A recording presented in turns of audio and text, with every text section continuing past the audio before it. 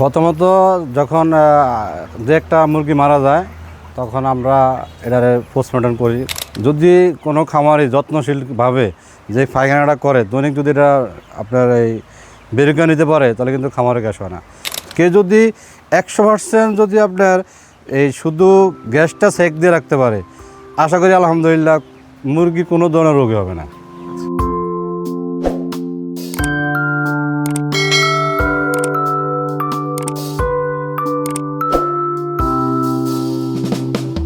এই মুরগিগুলোর যে রোগ ব্যবস্থাপনাটা এরা যখন বিভিন্ন রোগে আক্রান্ত হয় এই বিষয়গুলো আপনি কিভাবে দেখেন এবং এই ব্যবস্থাপনাগুলো কিভাবে আপনি করেন এদেরকে?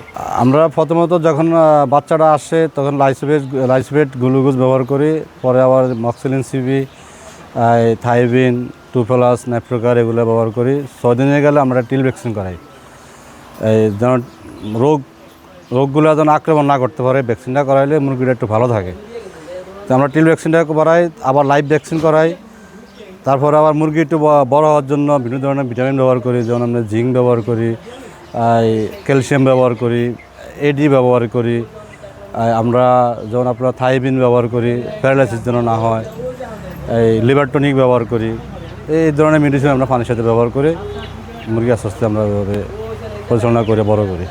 প্রথমত যখন যে একটা মুরগি মারা যায় তখন আমরা এটারে পোস্টমর্টম করে দেখি মানে রক্ত আমাশা আছে কিনা, অথবা আপনার কোনো গাম্বুরো রানিকেত আছে কিনা, অথবা ঠান্ডা আছে কিনা, অনেক সময় মুরগি স্ট্রোক করে এগুলো আছে কিনা। যখন কাইটা দেখি যে একটা যেমন এই সময় ধরা খাইছে আপনার রক্ত আমাশা, তখন আমরা ট্রলটাজোল ব্যবহার করছি, করার পরে মোটামুটি নিয়ন্ত্রণে আসছে। পরে আবার যখন দেখছি আবার 4-5 দিন পরে আবার একটা মুরগি মারা 2-3টা মুরগি মারা গেছে, পরে আবার কাটলাম, কাইটে দেখি গাম্বুরো রানিক্ষেত বাড়ি দিচ্ছে। পরে এই ক্ষেত্রে আমরা আবার আমাদের এখানে চাঁদপুরের ল্যাব আছে, আমি ল্যাবে নিয়ে আবার পরীক্ষা নিরীক্ষা করে দেখা, পরে আবার ডাক্তার স্লিপ দিছে, স্লিপ অনুযায়ী ট্রিটমেন্ট চালাইছে। চলার পরে আলহামদুলিল্লাহ মুরগি এখন সুস্থ আছে, ভালো আছে।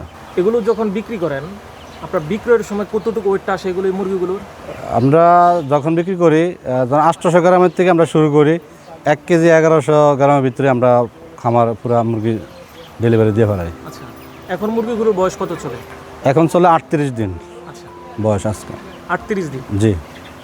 তাহলে তো আপনি 40-45 দিনের 40-45 দিনে আমরা মুরগি বিক্রি করা শুরু করি। এখন কতটুকু ওয়েট আছে মুরগিগুলো? এখন আছে 900 গ্রাম। 900 গ্রাম? জি।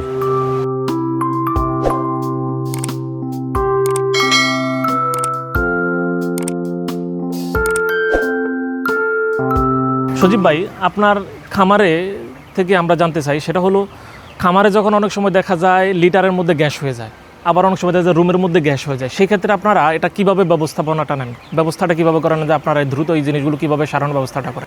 মূলত গ্যাসটা হয় আপনার যখন মুরগি একটু আস্তে আস্তে সাইজে বড় হয় তখন মুরগি পায়খানার থেকে গ্যাসটা জমায়।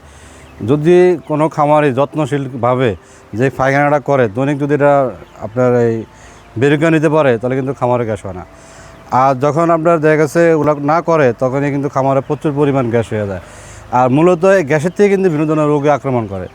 আর এই গ্যাসটা আসলে নিয়ন্ত্রণ করার একটাই কারণ, যদি পায়খানাগুলো টোটালি একবারে বাচ্চা পালিয়ে দিতে পারে। আর না হলে আপনার 1 সপ্তাহ 5 দিন পর পর বসিটা চেঞ্জ করে এই আপনার যে স্ট্যান্ড ফ্যানগুলা দেওয়া রাখে, চারিদিকে পর্দাগুলা খোলামেলা রাখে, তখন কিন্তু গ্যাসটা বের হয়ে যায়, পাস হয়ে যায়। আর অনেক সময় দেখা গেছে অনেক কী করে পর্দা একবারে ঝাটকা রাখলে ভিতরে অক্সিজেন অভাব তৈরি হয়, তখন কিন্তু গ্যাসটা আরও বেশি হয়ে যায়। বেশি হইলে মুরগি বিভিন্ন ধরনের রোগের আক্রমণ ওইখান থেকে বেশি হয়।